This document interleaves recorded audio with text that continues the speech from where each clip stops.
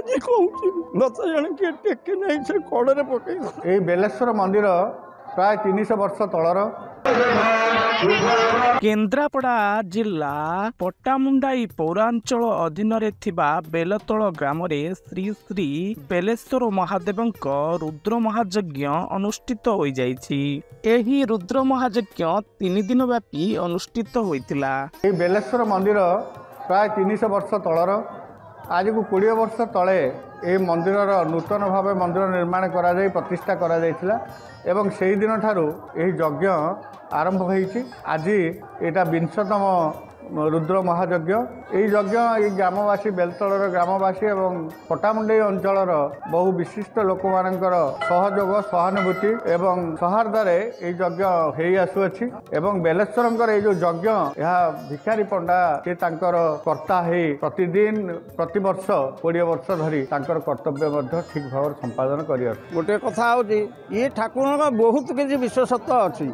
ये ठाकुर दिने दिन 2 दिन नुह आज की 300 वर्षर ठाकुर ये आकु जने बाबा स्थापन करते से बाबा मात्र 5 घर भिक्षा करती 5 घर भिक्षारू किसी असुविधा होबारु से बाबा पुणी अंतर्ध्यान हो गले। यही मंदिर पछपटे जन माता भी रोते से माता को कहीदे कि से बाबा अंतर्ध्यान हो गले।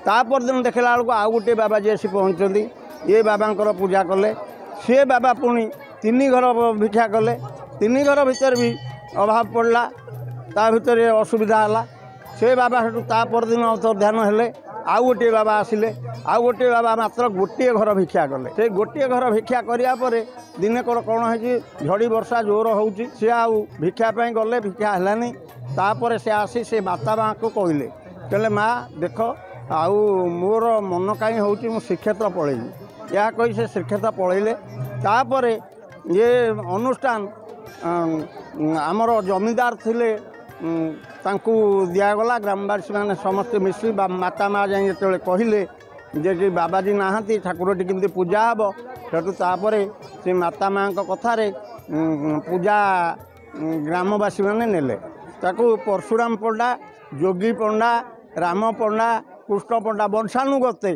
करी आछंती बर्तमान चली ठाकुर पूजा अर्चना भल मंद सब भल कर चली आउ कौन केतबेले किसी असुविधा नहीं। अनेक भक्तंक गहली देखिबाकू मिलिथिला। रुद्र महायज्ञ रे पंडित मानक मंत्र ध्वनि रे कंपी उठुथिला सारा सहर। रुद्र महायज्ञ 3 दिन व्यापी होइथिला। प्रथम दिन रे कलश शोभा यात्रा और सूर्य पूजा गौ पूजा धरित्री पूजा आदि होई अग्नि संयोग करा जाइथिला।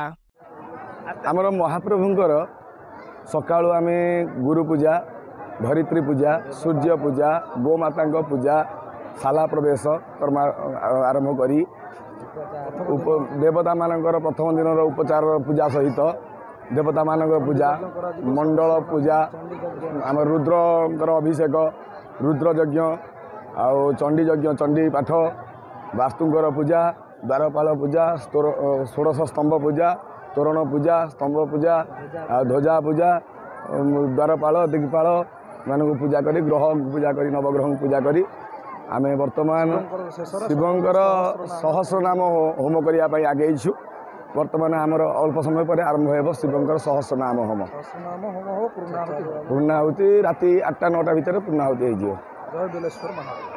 जय बेलेश्वर महादेव हर हर महादेव। 300 वर्ष ऊर्धर एही शैवपीठ को हजार हजार किलोमीटर रु धाई आसी थांती भक्त माने। वर्ष सारा एही शैवपीठ रे भिड़ लगी थाए। एही अंचलर समस्त भक्त मानकर आस्थार ठाकुर हेउछंती बेलेश्वर।